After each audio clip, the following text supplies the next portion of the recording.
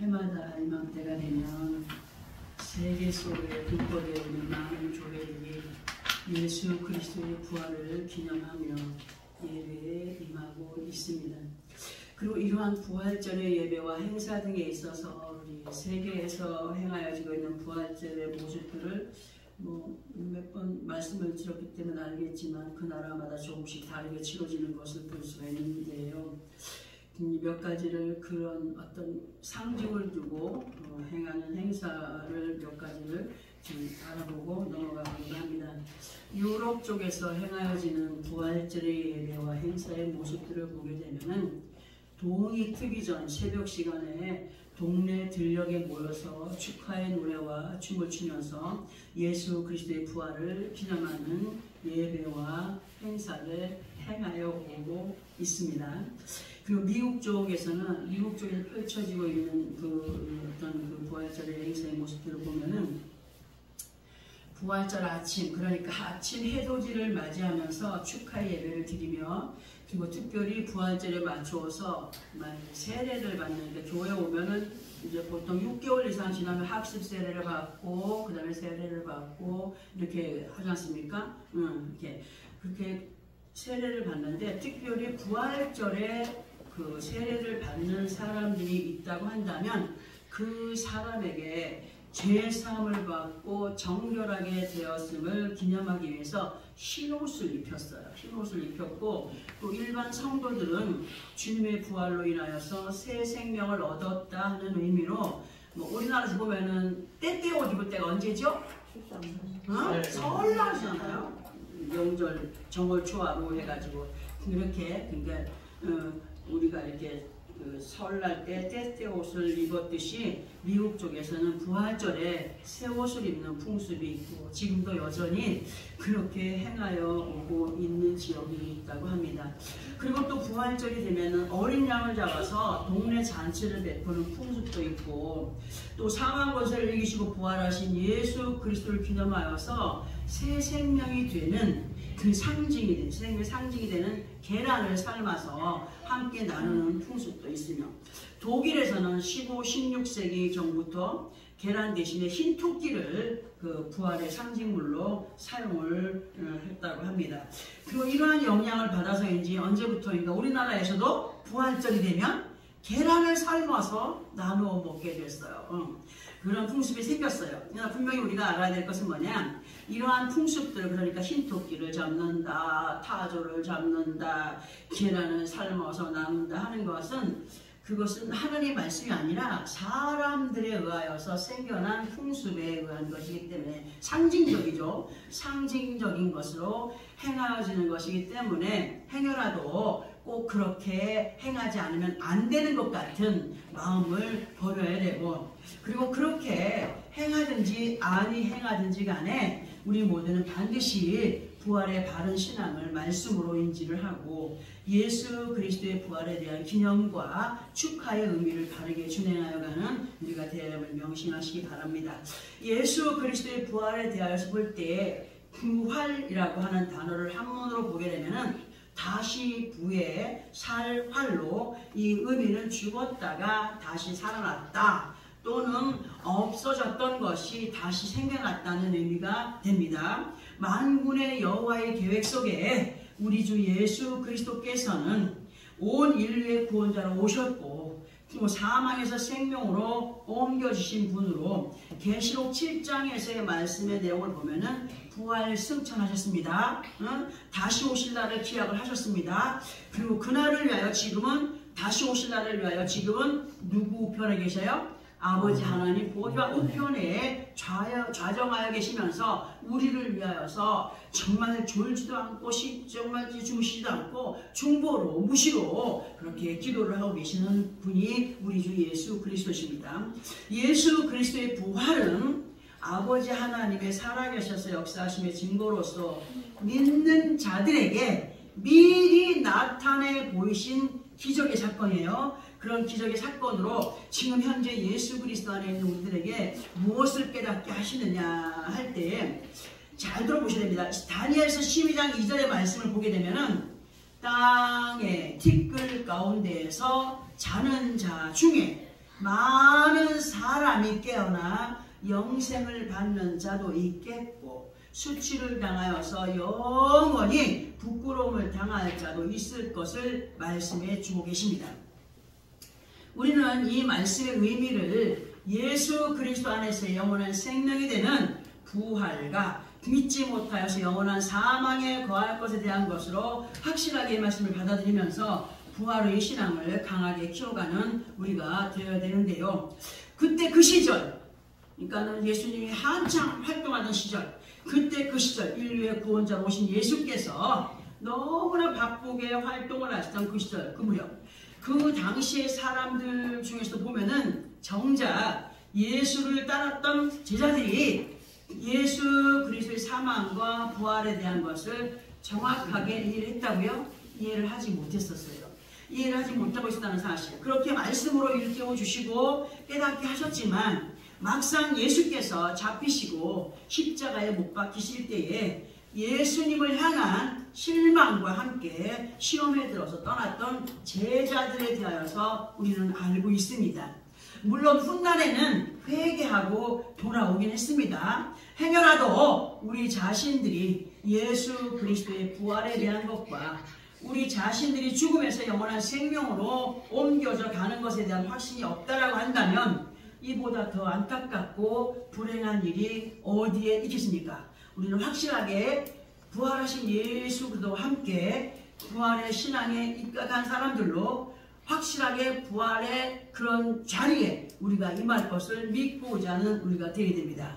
그때 당시에도 예수님께서 그리하셨듯이 지금도 여전히 예수 그리스도 안에 있는 우리들에게 성령의 말씀을 통하여서 가르쳐주시면서 깨닫게 하십니다. 우리 자신들이 그 말씀을 믿고 확신하며 얼마나 이끌림을 받고 있느냐인데요. 그래서 우리는 예수님께서 그때 당시에 지금도 여전히 말씀하여 주고 계시는 말씀을 보려고 하는데 우리 이 말씀을 한번 함께 제가 그냥 읽어드릴게요. 마태복음 16장 21절부터 22절까지를 보게 되면은 이때로부터 예수 그리스도께서 자기가 예루살렘에 올라가 장로들과 대제사장들과 서기관들에게 많은 고난을 받고 죽임을 당하고 제3일에 살아나야 할 것을 제자들에게 비로소 나타내시니 예수님의 이러하신 말씀을 듣던 베드로가 예수를 붙잡고 항변하여 이르되 주여 그리 마옵소서 이 일이 결코 주께 미치지 아니하리이다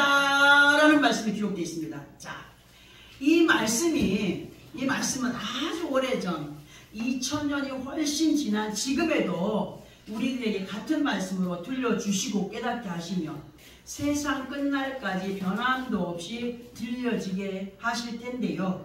우리는 이 말씀에서 한 사람 예수 그리스도의 제자 중에서도 수제자였던 인정을 받았던 베드로를 그리고 그가 예수님 앞에 보였던 모습을 기억을 해야 됩니다.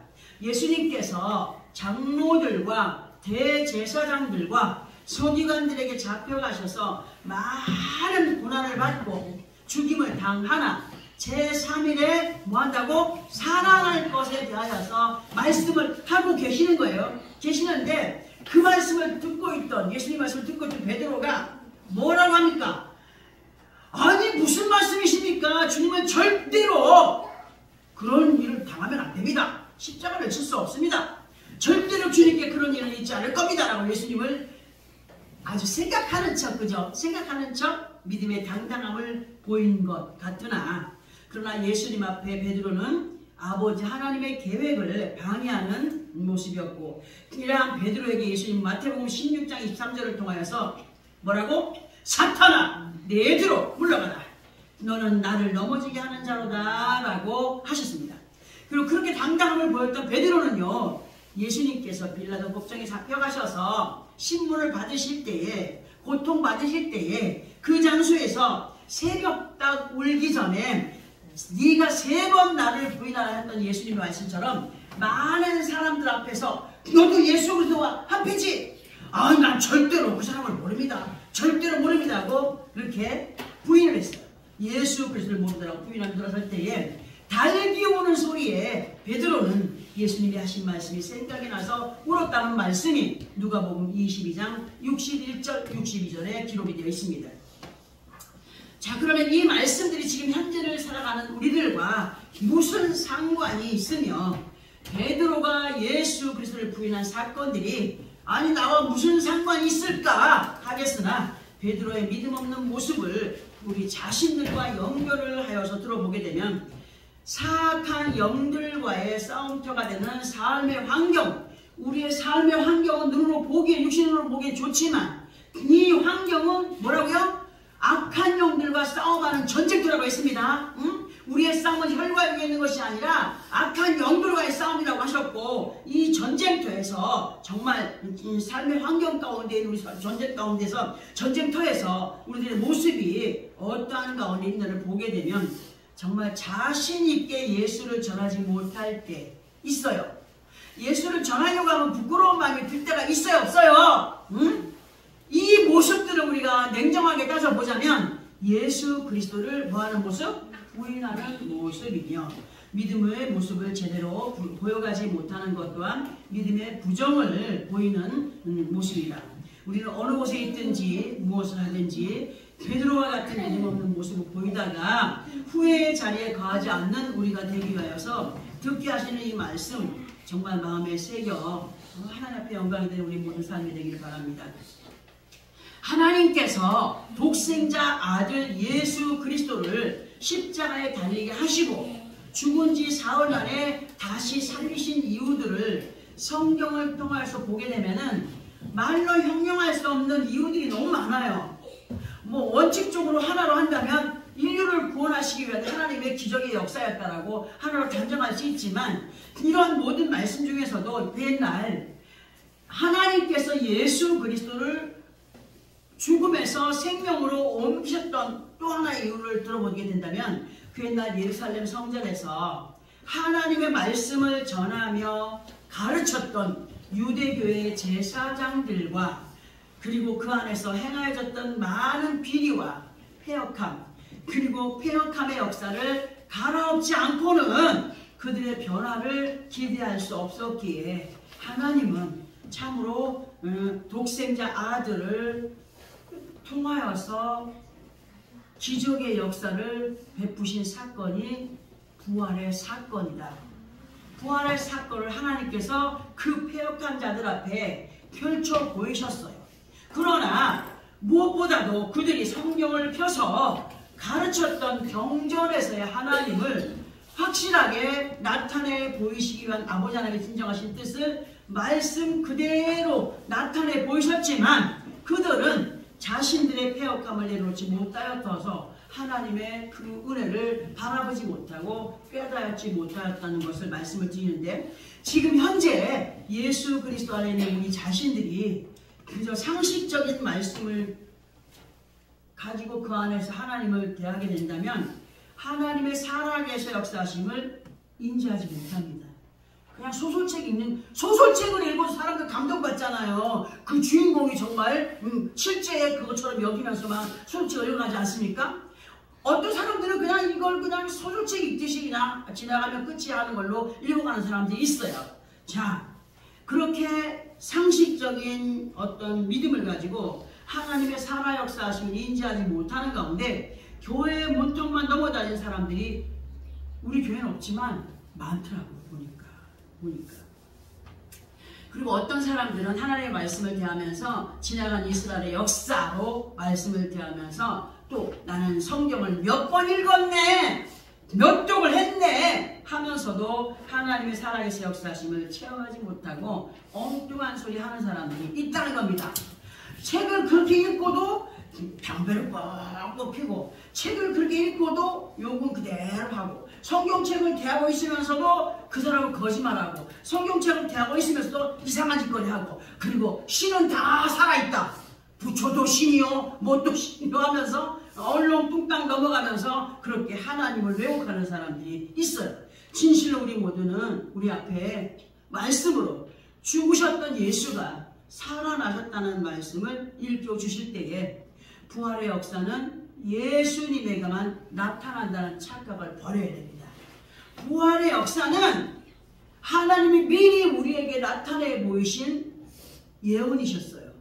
그리고 우리는 그것을 받아들일 때에 예수만 부활했다라는 착각을 버리고 우리들에게도 나타날 미래의 일들을 예수 그리스도를 통하여서 보여주셨음에 감사하고 확신의 믿음에 거한 우리 모두가 되어지기를 예수 그리스도 이름으로 부탁을 드립니다. 자꾸 번복하는 것 같으나 그 옛날 하나님의 말씀을 전하며 가르치며 랍비의 자리에 앉아, 랍비가 뭡니까? 선생이죠. 선생의 자리에 앉아서 거드름을 피우며 자기네가만 구원이 있다는 착각 속에 있던 사두개파의 사람들이 어떤 사람들이었느냐? 분명히 그들이 하나님의 말씀을 대하고 있었어요. 하나님의 말씀을 알고 있고 대하고 있으나 그들은 예수님의 부활을 철저히 부인했습니다. 사두개파 사람들은. 그리고 또 한편의 사람들은 철저하게 부활을 믿고 인정하는 바리새파들이 있었는데, 자, 지금 현재 많은 사람들이 예수를 믿고 하나님의 자녀들로 살아간다고는 하지만 그 안에서도 자세히 보게 되면은 영적인 사두개파로 부활을 앞세우기보다는 어디에 지상낙원이 세우신다고? 이 땅이야. 자기가 살아가는 삶의 땅에 지상낙원을 주장하면서 자기들만이 구원을 받는다라고 하는 이단들이 얼마나 많습니까? 응? 또 영적인 바리새파로 자신들만이 성경에 능통한 유일한 해석자들이라고 자처하면서 예수 그리스도 아닌 사람들을 사망으로 이끌어가는 이단들이 너무 많아요. 교회는 엉뚱한 것을 가르치는 것으로 막 주입을 시키면서 많은 영혼들을 자기네 집단에 들어와서 성경 공부를 해야 구원이 있다라고 하고 하나님을 안다라고 하는 사람들이 있지 않습니까? 응? 우리가 지금 살아가는 삶의 환경이 첨단 과학의 문명 속에 있으나 세상의 첨단 과학은요, 하나님의 나라를 절대로 모방할 수가 없습니다. 하나님의 나라는 어떤 첨단 과학도 능가하는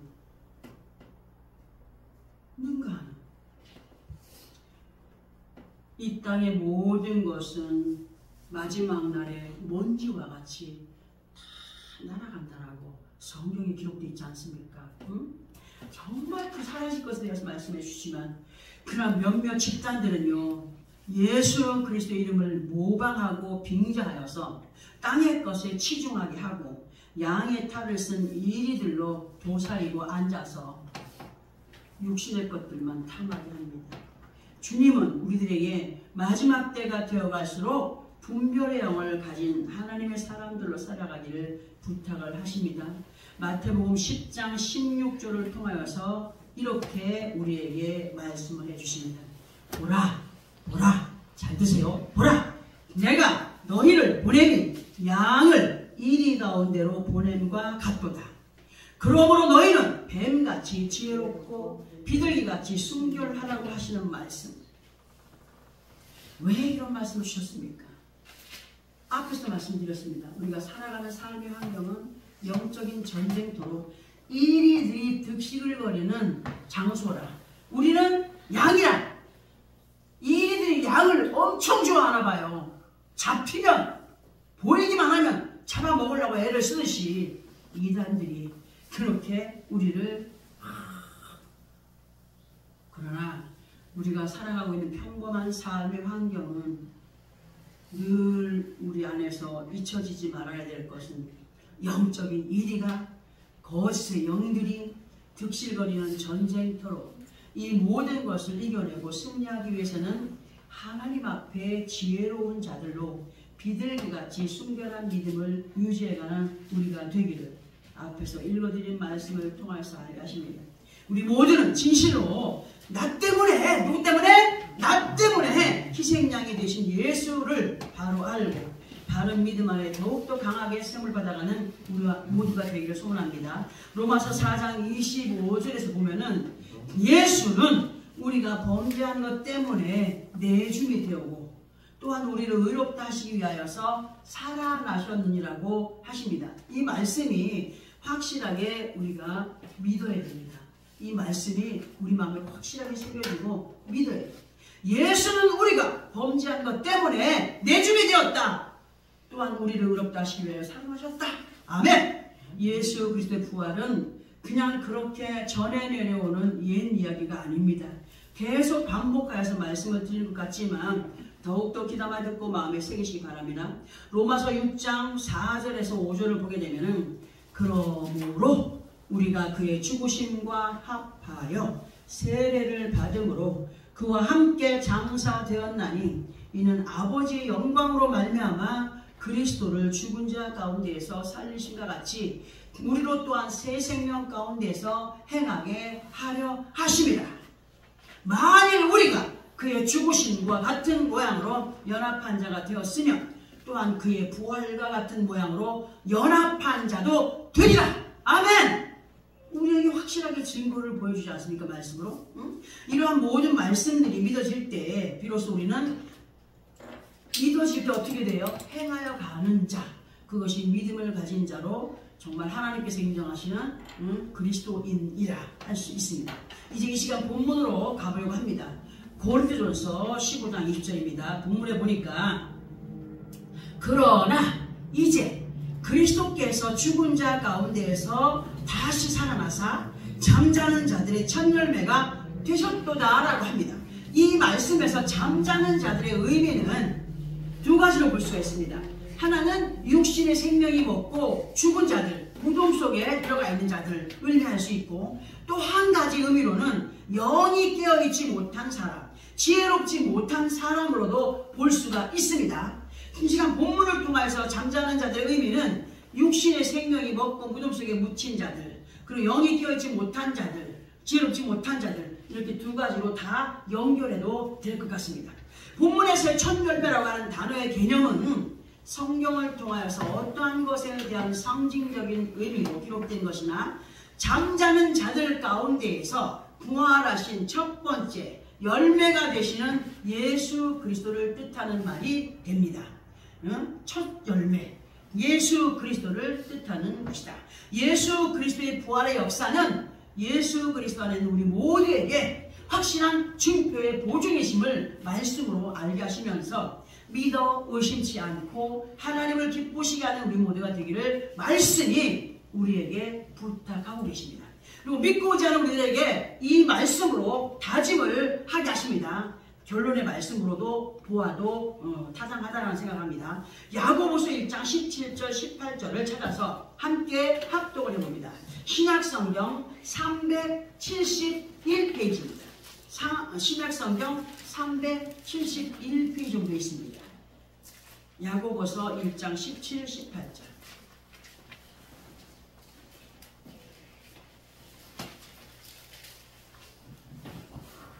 찾았으면 함께 합독합니다. 1장 17절, 18절. 시작. 온갖 좋은 은사와 온전한 선물이 다 위로부터 빛들의 아버지께로부터 내려오나니 그는 변함도 없으시고 회전하는 그림자도 없으시니라. 그가 피조물 중에 우리로 한 첫 열매가 되게 하시려고 자기의 뜻을 따라 진리의 말씀으로 우리를 낳으셨느니라. 아멘. 자, 이 말씀이 뭡니까? 이 말씀. 온갖 좋은 은사와 온전한 선물이 다 어디로부터? 위로부터 빛들의 아버지께로부터 내려오나니 그는 변한다고요? 변함도 없으시고 회전하는 그림자도 없으셔. 그가 피조물 중에 우리로 한 첫 열매가 되게 하시려고 자기의 뜻을 따라 진리의 말씀으로 우리를 낳으셨다고 하셨습니다. 우리는 이 말씀을 다시 보면서 설명을 들어봅니다. 이 말씀에서 온갖 좋은 은사와 온전한 선물이 하늘로부터 위로부터 온다고 했습니다. 빛들의 아버지께로부터 내려온다고 했습니다. 그는, 여기 이 말씀에서 그는 아버지 하나님을 지칭하는 말입니다. 그는 아버지 하나님을 말씀하시는 것으로 하나님은 변함이 있으시다고 했으니까 변함이 없어요. 사람들은 그냥 이랬다 저랬다 하지만 하나님은 한 번 약속하신 것은 그대로 지키시는 분. 좋은 것을 약속했다면 좋은 것을 주시는데 왜 좋은 걸 안 주시나 할 때 그 하나님의 말씀을 누가 거역한 것 때문에? 우리가 거역한 것 때문에. 그리고 또 회전하는이라고 나왔습니다. 회전하는 곧 믿고 따르는 자들에게 절대로 등을 돌리지 않는 분이 하나님이심을 말씀해 주십니다. 18절에서는 그가 곧 하나님이 그 피조물 중에 우리로 한 1000열매가 되게 하시려고 자기의 곧 아버지 하나님의 뜻을 따라 진리의 말씀으로 우리를 낳으셨다고 하십니다. 이 말씀에서 진리의 말씀을 따라 우리를 낳았다라고 하는 말씀의 의미는 하나님께서 만세전에 계획을 세우셨고 때가 되매 독생자 아들을 보내사 우리를 하나님의 자녀 삼으시고 말씀 안에서 새 생명을 살게 하신 것으로 볼 수가 있습니다. 우리를 낳았다. 새로 낳았다. 어른이 되고 이제 막 예수를 믿으면 아버지 앞에는 응애하고 태어난 아가야. 10년이 지났어도 조금 컸지만 그래도 말씀 앞에 우리는 아가야가 되어야 됩니다. 그리고 말씀으로 완전한 생명에 이르기까지 우리를 자라갈 수 있도록 양육해 가시는 분이 하나님이십니다. 진실로 예수 그리스도 안에는 우리 모두에게 천열매로 부활하신 예수 그리스도는 하나님께로부터 내리워진 가장 큰 선물 중에 선물입니다. 우리들 또한 세상 가운데서 천열매의 탐스러움을 보여감으로 행하여 간다면 곧 믿음의 본을 보여간다면 하늘로부터 내리워지는 아름다운 온갖 좋은 것들로 이미 부여받은 사람임을 자부하셔도 괜찮다라고 볼 수가 있습니다. 부활하신 예수 그리스도와 함께 우리 앞에 펼쳐질 부활의 그 자리를 침노당해야 된다고요? 절대로 침노당하지 말아요. 우리는 그 자리를 침노당하지 않는 믿음으로 더욱 열심을 내어 달려가는 것이 주님의 부활을 진심으로 축하드리며 부활의 자리를 내 것으로 만들어가는 모습이 아닌가 말씀을 드려봅니다. 하나님의 선물은 이렇게 하늘로부터 내리워지지만 아무나에게 안 주셔요. 근데 일반적인 선물은 사람들이 받고 살면서도 몰라요. 왜? 아침에 되면 해가 뜨죠. 해가 뜨면 또 저기 뭐지 바람도 불지요. 또 씨 뿌리면 싹도 올라오죠. 열매도 보게 되죠. 이게 다 자기들의 노력으로 되는 것 같아요. 농사꾼들이 비가 오지 않고 바람이 불어주지 않고 아무리 농사를 져봐요. 농사가 되나. 하나님의 선물인 것들을 모르는 거예요. 이미 우리는 모든 인류의 사람들이 다 하나님의 선물을 다 받고 살면서도 그 선물이 어디로부터 온 줄을 몰라. 응? 자기들이 그냥 물 떠놓고 뭐 빌어가지고 뭐 어떻게 되네 뭐가 어떻게 되네 하는 사람들이 많지 않습니까? 응? 자, 정말 하나님의 그 좋은 은사 선물들은 아무나에게 이루어지는 것이 아니에요. 첫째로 일반적인 것을 주셨어. 특별한 촉감으로 사는 우리들에게는 천열매로 뿌려진 말씀의 씨앗 뭡니까? 생명의 말씀입니다. 생명의 말씀의 씨앗들이 우리들의 더러운 옛구슬의 모습을 장악해 가야 돼요. 자, 저 밭에 응? 좋은 씨를 뿌렸어. 뿌렸는데 뭐가 올라와? 잡풀이 올라와. 농부들이 어떻게 아침에 일어나기만 하면 잡풀 뜯어낸다고 바빠. 할머니들의 허리가 다 꼬부러졌어.